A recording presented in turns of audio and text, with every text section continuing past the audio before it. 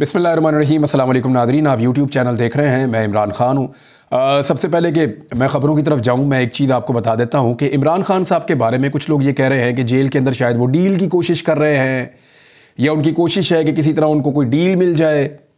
तो ऐसा बिल्कुल नहीं है। मैं पहले कई मरतबा आपको बता चुका हूँ कि इमरान ख़ान के पास अगर डील की कोई ऑफ़र गई भी है तो उन्होंने ठुकरा दी है, और इस वक्त तो बिल्कुल वो वक्त ही नहीं है। अगर इमरान खान साहब डील कर रहे होते तो एक हफ्ते के अंदर उनके ऊपर 3 मुकदमात, उनके फैसले ना आ रहे होते। डील कर रहे होते तो बल्ले का निशान ना छिन जाता। डील कर रहे होते तो कागजात नामजदगी ना छीने जाते। डील कर रहे होते तो इस किस्म के मुकदमात भोंडे अंदाज में उन पर ना बने हुए होते। तो इमरान खान साहब किसी किस्म की डील के मूड में नहीं है, और इसकी गवाही अब उन 2 सहाफ़ियों ने भी दी है जिसको PMLN या उनके हलकों के लोग जो है वो समझते हैं कि वो उनके काफ़ी करीबी हैं, और मियां नवाज शरीफ साहब के काफ़ी करीबी वो रहे हैं। ख़ास तौर पे एक तो उनमें से अब भी बहुत करीब हैं। नजम सेठी ने यह बात की है कि इमरान खान साहब को जो है वो कोशिश की जा रही है एस्टेब्लिशमेंट की जानिब से भी और हर जानिब से कि इमरान खान साहब कोई डील कर ले, कोई मामला जो है वो सुलह सफाई की तरफ जाए। लेकिन इमरान खान साहब जो है वो मकबूलियत या पब्लिक के ऊपर उनका इन्हिसार है, और वो किसी किस्म की डील या सौदेबाजी के लिए तैयार नहीं है। दूसरी जानिब हामिद बीर ने इस बात की गवाही दी कि जो लोग इमरान खान साहब के पास गए डील की ऑफ़र लेकर, इमरान खान साहब ने उनको डांट पिलाई है, और इमरान खान साहब ने उनको कहा है कि मेरी डेड बॉडी जाएगी जेल से बाहर, मैं डील नहीं करूंगा किसी भी किस्म की, और मैं आइन की बात करूंगा, कानून की बात करूंगा। तो मेरी इंफॉर्मेशन भी यही है। मैं पहले भी आपको बता चुका हूं कि इमरान खान साहब को जितनी मरतबा डील ऑफ़र की गई, उन्होंने एक ही बात की कि फ्री एंड फेयर इलेक्शन करवाए जाएँ पाकिस्तान में। और अब वो ये बात कर रहे हैं कि जो इलेक्शन पाकिस्तान में हुए हैं उनके मुताबिक नताइज अनाउंस किए जाएं, और ये जो हुकूमत फॉर्म 47 के मुताबिक बनाई गई है इसको किसी सूरत में तस्लीम नहीं करूंगा। इन इलेक्शंस का ऑडिट करवाया जाए, और जो पाकिस्तान तहरीके इंसाफ का हक है वो तहरीके इंसाफ को वापस दिया जाए। बहरहाल ये तो है डील वाले मामलात के अंदर। अब आ जाए साइफर पर। साइफर पर मैंने पिछले वीलॉग में आपको कुछ चीज़ें बताई थी।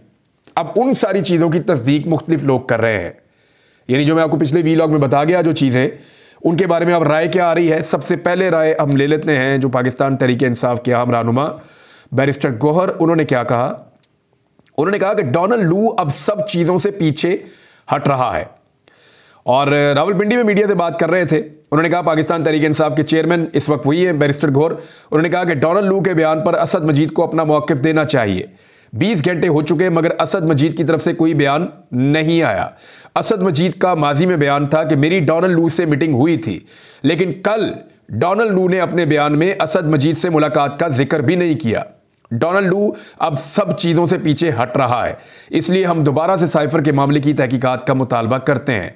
अमेरिका ने फ्री एंड फेयर का लफ्ज़ भी इस्तेमाल नहीं किया। ये वही बात है जो मैंने आपको पहले बताई, और उन्होंने कहा कि फ्री एंड फेयर का तो हमने कभी लफ्ज़ इस्तेमाल ही नहीं किया फ्री एंड फेयर इलेक्शन का, इन इलेक्शंस के बारे में। ये डोनाल्ड लू ने वहाँ पे कहा था, और उन्होंने कहा कि हम समझते हैं कि जो इरेगुलरिटीज़ हुई हैं यहाँ दोबारा इलेक्शन होना चाहिए, और बहुत सारी और चीज़ें भी उन्होंने कही। उन्होंने कहा अमेरिका और पाकिस्तान के ताल्लुकात पर असर हो सकता है अगर पाकिस्तान में इलेक्शन के मामले में इंसाफ नहीं होता तो। बहरहाल ये तो था एक बयान, आपको मैंने बता दिया बैरिस्टर गौहर का। एतजाज़ एहसन साहब पाकिस्तान पीपल्स पार्टी से आपका ताल्लुक है, सीनियर वकला रहनुमा है। उन्होंने क्या कहा। एतजाज़ एहसन साहब वही बात कह रहे हैं कि डोनाल्ड लू को झूठा साबित करने के लिए इतना सबूत काफ़ी है कि मेरे मुल्क के वज़ीर आज़म, आर्मी चीफ, वफाकी वज़रा पर मुश्तमिल नेशनल सिक्योरिटी कौंसल ने 2 बार इस बात की तस्दीक की कि साइफर था, मुदाखलत थी, और इसी वजह से अमेरिका को डिमार्च भी किया गया। अब आ जाएं वापस। यही मैं आपसे बात कर रहा था कि इमरान खान साहब के दौरे हुकूमत में और फिर शहबाज शरीफ के दौरे हुकूमत में 2 मरतबा नेशनल सिक्योरिटी कौंसल बैठी, और उन्होंने बैठने के बाद बाकायदा इस बात का फैसला किया मुतफ़िक़ा तौर पे कि अमेरिका मुदाखलत कर रहा है। साइफर के अंदर जो ज़बान है वो गलत इस्तेमाल हुई है, और ये ब्लेटेंट इंटरफेरेंस है पाकिस्तान के अंदरूनी मामलात में। तो उसके बाद फिर दोनों ने अपनी अपनी जगह पे डिमार्च किया था, अमेरिका से एहतजाज किया था। तो एतजाज़ एहसन साहब ने कहा कि डोनाल्ड लू झूठा है और मेरे लोग झूठे नहीं हो सकते। अब एक ही तरफ झूठ हो सकता है ना, या तो ये एहतजाज करने वाले लोग सारे झूठ बोल रहे हैं या वो डोनाल्ड लू झूठ बोल रहा है। तो मेरे ख्याल में हमारे लिए बेहतर ये है बतौर पाकिस्तानी कि हम कहें कि डोनाल्ड लू जो है वो झूठ बोल रहा है। हमाद अदर ने एक स्टेटमेंट दिया, और बड़ा समझ आने वाला स्टेटमेंट है। हमाद अदर ने कहा कि डोनाल्ड लू कहता है कोई मुरासला नहीं।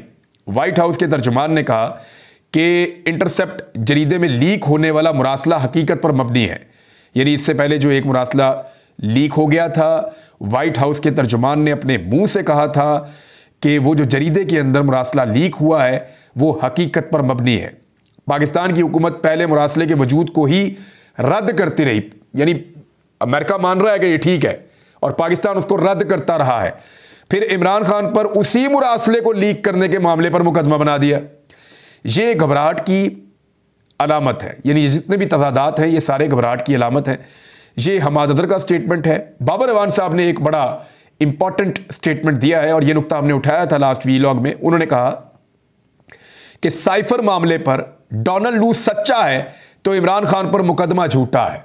मैं यही कह रहा था ना आपको कि अगर डोनाल्ड लू सच बोल रहा है तो इमरान खान को जेल में नहीं होना चाहिए, और अगर डोनाल्ड लू झूठ बोल रहा है तो फिर आप इमरान खान पे मुकदमा तो चला सकते हैं, लेकिन फैसला अदालत में जाके होगा, क्योंकि जो पहले ट्रायल हो चुका है वो गलतियों से और इबाहमात से और उजलत से भरा हुआ ट्रायल है। तो बाबर अवान साहब कह रहे हैं कि डोनाल्ड लू के कांग्रेस कमेटी में साइफर से मुताल्लिक बयान पर पाकिस्तान तहरीक इंसाफ के रहनुमा बाबर अवान ने रद्द-ए-अमल देते हुए कहा कि डोनाल्ड लू ने इमरान खान को साइफर केस से बरी करने वाला बयान दिया है।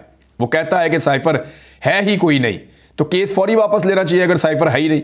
अब या तो जो हुकूमत और गुलाम और लौंडियां जो उछल उछल के कह रहे हैं कि जनाब साइफर का तो वजूद ही नहीं है, साइफर तो है ही नहीं, डोनाल्ड लू जो है उसने सारा पोल खोल दिया है, तो जब साइफर है ही नहीं तो इमरान खान जेल में क्यों है फिर, या इमरान खान के ऊपर फिर किस चीज़ का केस बनाया हुआ है आपने? अगर कोई राज था ही नहीं तो इमरान खान साहब ने कौन सा राज अफशा कर दिया था? ये बड़ा इंपॉर्टेंट क्वेश्चन है और इसी के गिर्द अब सारा केस घूमेगा। तो मैं आपको पहले बता रहा था कि ये दोनों तरफ से फंस गए हैं। अब आ जाए एक और खबर, ये एक इंपॉर्टेंट खबर है।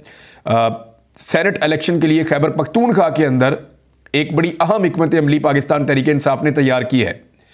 यानी ये एक सियासी हिकमत अमली आप देखेंगे तो आपको हैरत हो जाएगी। खैबर पख्तूनख्वा हुकूमत ने जो गवर्नर की जानिब से कहा गया कि सूबाई असम्बली का इजलास बुला लिया जाए, तो खैबर पख्तूनख्वा की हुकूमत ने कहा जी अभी हम नहीं बुला रहे। उन्होंने इजलास बुलाने से इनकार कर दिया और फैसला किया, उन्होंने मुशावरत की सूबाई हुकूमत ने, और उसमें कहा गया कि गवर्नर का सूबाई असम्बली का इजलास बुलाना मुकम्मल तौर पर गैर आइनी है। अब हुआ यह है कि कुछ जो मखसूस नशस्तें हैं 24 की तादाद में, उनकी जो मखसूस MPAs खातून हैं या कोई अकलियत के हैं, उन्होंने हलफ उठाना है। वो हलफ तो तब उठाएंगे जब असम्बली का इजलास होगा, और असम्बली का इजलास तब होगा जब स्पीकर उसको कॉल करेगा और वो सारे इकट्ठे होकर बैठेंगे। तो ये एक बड़ी मज़ेदार किस्म की सिचुएशन बन गई है। अगर खैबर पख्तूनख्वा के अंदर ये 24 नशस्तें मिल जाती हैं पाकिस्तान तहरीक इंसाफ के मुखालिफिन को, तो वो 2 सेनेटर्स अपने बनाने की काबिल हो जाएंगे खैबर पख्तूनख्वा से। लेकिन अगर ये नशस्तें नहीं होती तो फिर कम तादाद के अंदर इलेक्शन होगा और पाकिस्तान तहरीक इंसाफ मैक्सिमम सेनेटर्स ले जा सकती है। अब पाकिस्तान तहरीक इंसाफ ने क्या हिकमत अमली बनाई है खैबर पख्तूनख्वा में, यानी एक बड़ा लंबा छक्का है जो ग्राउंड से बाहर गया है। अगर इसके ऊपर इसी तरह अमल दरामद होता है तो देखिए अब हिकमत अमली है क्या, जरा इसको आप सुन लें। ये बहुत सारे TV चैनल ने इसको रिपोर्ट भी किया है, लेकिन मैं आपके सामने रखता हूँ जरा आसान करके। अब पाकिस्तान तहरीक इंसाफ ने किया यह है कि जैसे ही इजलास अगर बुला भी लिया गया ज़बरदस्ती, तो कोरम की निशानदेही कर देंगे फौरी तौर पे। कोरम की निशानदेही करने से इजलास चल ही नहीं सकेगा। भाई इजलास चलेगा तो ये लोग हलफ उठाएंगे, जब ये लोग हलफ ही नहीं उठाएंगे तो ये मेंबर ही नहीं बनेंगे 24 लोग, और जब ये लोग मेंबर ही नहीं बनेंगे तो ये लोग सेनेटर के लिए वोट ही नहीं डाल सकेंगे। जब ये वोट ही नहीं डालेंगे तो फिर इमरान खान साहब के मुखालिफ जो सेनेटर्स खड़े हो रहे हैं पाकिस्तान तहरीक इंसाफ के, उनके जीतने के इम्कान खत्म हो जाएंगे। ये 24 लोग जो हैं ये हलफ नहीं उठा सकेंगे। अब इस वक्त सिचुएशन ये है कि सुन्नी इत्तेहाद कौंसिल के 91 लोग हैं और अपोजिशन के 27 अराकीन हैं। अपोजिशन के 27 अराकीन अगर सारे भी आकर बैठ जाएं तो हुकूमत का एक बंदा वहां जाकर खड़ा होकर कह दे जी कोरम की निशानदेही कर दे, देखें जी कोरम पूरा नहीं है, तो स्पीकर जो है वो इजलास जो है मुलतवी कर देगा।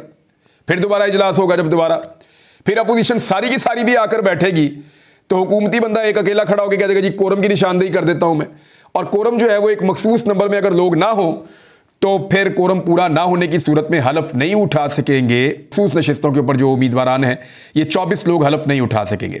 सेनेट की जनरल नशिस्त पर 17 अरकान असम्बली एक सेनेटर बना सकते हैं खैबर पख्तूनख्वा के अंदर, और जबकि टेक्नोक्रेट और खवातीन की नशिस्त के लिए 72 से कम होकर 59 हो जाएगा, यानी पहले 72 है तो ये 59 हो जाएगा। इस तरह अब जो अपोजिशन है वहाँ की, या आप ये समझ लें कि PDM की सारी जमातें मिलकर अगर अपना सेनेटर बनाना चाहें और पाकिस्तान तहरीक इंसाफ अपनी इसी हिकमत अमली के साथ चले तो तहरीक इंसाफ अपने सेनेटर की तादाद बढ़ा सकती है और 5 जनरल नशिस्तों के ऊपर वो आसानी से अपने सेनेटर जीत सकते हैं। और अगर पहली और दूसरी तरजीह पर सही तरह वोट दें और अच्छी हिकमत अमली के साथ चलें तो 6ठी सीट भी जीत सकते हैं। इसके अलावा जो खातून वाली सीट है वो भी जीत सकते हैं। खवातीन और टेक्नोक्रेट की 2-2 नशिस्तें आसानी से पाकिस्तान तहरीक इंसाफ या सुन्नी इत्तेहाद कौंसिल के अरकान वहां से जीत सकते हैं।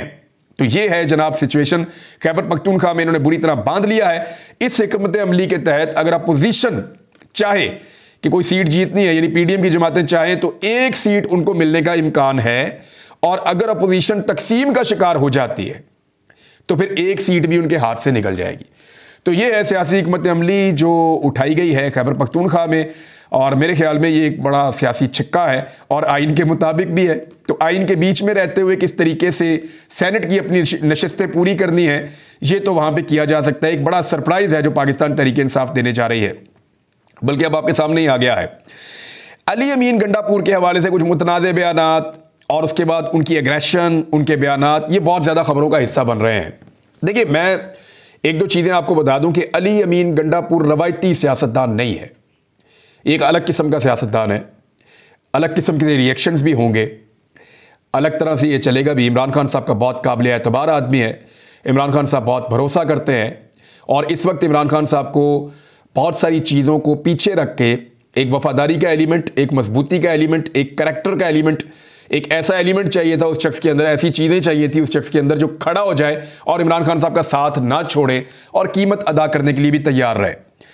तो अली अमीन गंडापुर के बयानात भी उसी नौयत के आ रहे हैं। एक तो उन्होंने रिश्वत के हवाले से एक बयान दिया कि अगर कोई बंदा रिश्वत मांगता है तो फिर उसका सर फाड़ दो ईंट मार के। कोई पूछे तो कहना मैंने इसको जहन्नुम की आग से बचाया है, और मेरा नाम लेना कि मैंने ये कहा है। तो ये बड़ी खौफनाक सूरत हाल है। अगर लोग वाकई उठा के ईंट सर में मार देंगे तो फिर तो सूरत हाल बहुत ख़राब हो जाएगी। तो अली अमीन गंडापुर के ये बयान का मकसद क्या है?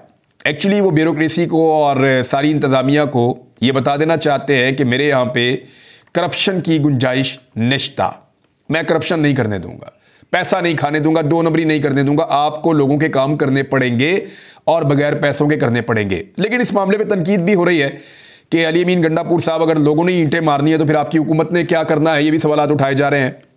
लेकिन अपना मौक़िफ़ तो उन्होंने दे दिया है कि हम ये वादे करना चाहते हैं कि पाकिस्तान तहरीक इंसाफ की हुकूमत करप्शन को बर्दाश्त नहीं करेगी। लेकिन जब बयान आएगा तो उसके ऊपर तनकीद तो होगी। जब बयान अपनी आम रूटीन से हटकर होगा तो फिर आम रूटीन से हटकर उसके ऊपर तनकीद भी होगी। अब अगली चीज़ जो है वो अली अमीन गंडापुर साहब ने कहा कि आखिरी वार्निंग दे रहा हूँ, वफाक और पंजाब हुकूमत अपनी हरकतों से बाज आ जाए। ये मुकदमात के हवाले से उन्होंने कहा है, और वो ये कहते हैं कि 99% मुकदमात जो हैं, जो पाकिस्तान तहरीक इंसाफ के कारकुनों के ऊपर बनाए गए हैं, वो झूठे और गलत मुकदमात हैं। मरियम नवाज मैंडेट चोरी करके वज़ीर आला बनी है, इनकी हुकूमत जाली हुकूमत है, ना उनके पास अवाम की ताकत है ना अवाम का वोट है, वो अपनी हद के अंदर रहें। और फिर उन्होंने कहा कि फिर मैं यहाँ पे मुकदमा दर्ज करवा लूँगा और उनके वारंट गिरफ्तारी जारी करवा के जरदारी के, मरियम नवाज के, नवाज शरीफ के, इन सारों के मैं पुलिस को भिजवा दूंगा उनको गिरफ्तार करवाने के लिए। तो ये सूबों के मामलात में सूबों को लड़वाने का काम ना करें, ये अली अमीन गंडापुर साहब ने स्टेटमेंट दिया है। और एक और काम जो उन्होंने बड़ा दबंग किया, उन्होंने साबिक 7 वज़राए आला का जो प्रोटोकॉल है और जो अमला उनको मिला हुआ था वो वापस ले लिया है। यानी ताहयात जो वज़ीर आला पहले रह जाता है, सारी उम्र के लिए उसको ड्राइवर मिल जाता है, सिक्योरिटी मिल जाती है, गनमैन मिल जाते हैं, प्रोटोकॉल मिल जाते हैं, तो वो सारे प्रोटोकॉल वापस ले लिए हैं। और एक ड्राइवर होता है, 8 गनमैन होते हैं, ग्रेड 17 का एक PS भी होता है जो वज़ीर आला के पास ताहयात तैनात रहता है। अब इस फैसले के बाद जो है वो 60 ड्राइवर वापस आएंगे, 56 गनमैन वापस आएंगे और 7 अफसरान जो हैं वो भी 17वें ग्रेड के वापस आ जाएंगे खैबर पख्तूनख्वा हुकूमत के पास। और जो तमाम मुराआत हैं साबिक वज़राए आला के पास वो भी वापस ले ली जाएंगी। गंडापुर ने इसका ऐलान किया था 8 मार्च को और इसके ऊपर अमल दरामद भी कर दिया है। फरतुल्लाह बाबर साहब जो जरदारी साहब के बहुत करीबी हैं, पाकिस्तान पीपल्स पार्टी के बहुत सीनियर रहनुमा हैं, उन्होंने बिजलियां गिरा दी हैं वफाकी हुकूमत के ऊपर और पोल खोल दिया है अपनी ही हुकूमत का। वो क्या कह रहे हैं, जरा ये स्टेटमेंट आप सुने, बड़ी मजेदार स्टेटमेंट है, आपको पता चलेगा कि आने वाले दिनों में होने क्या जा रहा है। जो भी डेमोक्रेट होगा या जमहूरियत पसंद होगा या जो पाकिस्तान के अंदर अवाम की हुक्मरानी पर यकीन रखेगा, नजरियाती होगा, वो बहुत देर तक इस सिस्टम के साथ चिपका हुआ नहीं रह पाएगा। ये लोग बगावत करेंगे और बाहर निकलेंगे और अपने तहफ़्फ़ुज़ात का इजहार करेंगे। जैसा कि पीपल्स पार्टी के सीनियर रहनुमा और ह्यूमन राइट्स सेल के सदर फरदुल्ला बाबर ने जो एक्स है या जिसको हम ट्विटर कहते हैं, उसकी बहाली और पाकिस्तान टेलीकम्युनिकेशन अथॉरिटी में बड़े पैमाने पर तब्दीलियों का मुतालबा करते हुए कहा है कि सिक्योरिटी से मगलूब एस्टेब्लिशमेंट ऐसे फैसले कर रही है जो एहतसाब से बालातर हैं। उन्होंने कहा कि 1 माह तक मुसलसल तरदीद के बाद वजारत दाखिला की जानिब से सिंध हाई कोर्ट में एतराफ़ किया गया है कि इंटेलिजेंस एजेंसियों के मशवरे पर ट्विटर को ब्लॉक किया गया था। उनका कहना है कि यह हुकूमत करने का एक ख़तरनाक तरीका है जिसमें सिक्योरिटी से मगलूब एस्टेब्लिशमेंट ऐसे फैसले ले रही है जो एहतसाब से बालातर हैं और जिनमें मईशत, तालीम और जमहूरी हुकूक का ख्याल नहीं रखा जा रहा। उन्होंने काफ़ी तनकीद की है। उन्होंने कहा कि अब पहले ये कहते हैं कि हमने ये नहीं किया, बाद में कहते हैं कि ये हमने किया है। फिर उन्होंने कहा कि एक ब्यूरोक्रेट था रावलपिंडी का, उसने जिस वक्त ये स्टेटमेंट दिया कि वो धांधली का हिस्सा रहा तो उस वक्त ट्विटर को जो है वो बंद कर दिया गया। अब तक उसके बारे में कोई तफ्तीश नहीं हुई, ना ही उसके खिलाफ कोई मुकदमा बना है। तो ये सारा कुछ उन्होंने गैर जमहूरी करार दिया है और अदालत के अहकामात की खिलाफ वर्जी करार दिया है। और फिर उन्होंने कहा कि इस बंदिश के मुतालिक कोई नोटिफिकेशन जारी नहीं किया गया और अताउल्ला तारड़ को ऐसा कोई नोटिफिकेशन नहीं मिला, तो हुकूमत ने इस बंदिश की तहकीकात क्यों नहीं की हैं। अब मामला यह है कि आहिस्ता आहिस्ता ये तनकीद सामने आना शुरू हो गई है और कई और लोग भी बोल रहे हैं, यहाँ से भी आवाज़ें उठ रही हैं। लेकिन एक और आवाज़ उठी है, वो सलमान सफदर इमरान खान साहब के वकील की है और वो ये दावा कर रहे हैं कि इमरान खान 25 रमज़ान से पहले जेल से बाहर आ जाएंगे। अभी पंजाब असम्बली में सिर्फ इमरान खान की फ़ोटो पहुंची है और असम्बली खाली हो गई थी। यानी जो रिपोर्ट हुआ सोशल मीडिया के ऊपर, एक्चुअली मैंने खबर तो नहीं देखी, लेकिन सोशल मीडिया के ऊपर जो रिपोर्ट हो रहा था वो शायद ये हो रहा था कि इमरान खान साहब की फ़ोटो वहाँ पे आई तो हुकूमत गुस्से में बाहर चली गई। यानी क्या हुकूमत बाइकआउट कर सकती है इजलास का? वो तो नहीं कर सकती, ऐसा होता नहीं है वैसे नॉर्मली, लेकिन ये दावा किया गया कि हुकूमत बाहर चली गई। अब बात यह है कि फ़ोटो का इतना खौफ है, अगर इमरान खान बाहर आ गया तो क्या होगा, इस बात का आप अंदाज़ा भी नहीं लगा सकते। अगर इमरान खान वाकई में रिहा हो गए ईद से पहले, तो ईद के बाद वो जब अपनी पॉलिटिकल एक्टिविटीज़ को अनाउंस करेंगे तो फिर आप देखेंगे पाकिस्तान में बहुत सारे बयानिए जो हैं वो दबरदूस हो जाएंगे और सिर्फ एक ही बयानिया चलेगा जो इमरान खान साहब चलाएंगे। और ये हम सब जानते हैं। कोई अपने आप को धोखे में रखना चाहे तो रखे, इमरान खान साहब को अंदर रखने के अलावा इस वक्त निज़ाम के पास कोई चारा नहीं है, लेकिन उनको ज़्यादा देर तक अंदर रखना भी मुमकिन नहीं है। तो ये कड़वी गोली आपको कभी ना कभी तो निगलनी पड़ेगी। आज छोड़ें, 4 दिन बाद छोड़ें, 6 माह बाद छोड़ें, इमरान खान साहब को बाहर आना है। लेकिन जिस वक्त वो बाहर आएंगे उनके पास कितनी बड़ी अवामी ताकत होगी, इसका शायद इस वक्त इस मुल्क में कोई अंदाज़ा भी नहीं लगा सकता। और चीज़ें आपके साथ बाद में शेयर करूंगा, लेकिन एक अफसोसनाक खबर यह है कि परवेज़ इलाही साहब की बाथरूम में गिरने की वजह से जेल में 4 पसलियाँ टूट गई हैं। उनकी मेडिकल रिपोर्ट सामने आई है। ये एक बहुत बुजुर्ग सियासतदान है, उनके साथ जो रवैया रखा जा रहा है सिर्फ इमरान खान साहब के साथ वफादारी निभाने पर, वो इंतहाई अफसोसनाक है और पाकिस्तान की तारीख का एक स्याह बाब ये रहेगा। चौधरी परवेज़ इलाही ने जो कुछ भी उनके ख़ानदान ने माजी में किया, वो सारे दाग इस तकलीफ़ में एक एक करके धोना शुरू कर दिए हैं। अब तक के लिए इतना ही। अपना ख्याल रखिएगा, अपने चैनल का भी। अल्लाह हाफ़िज़।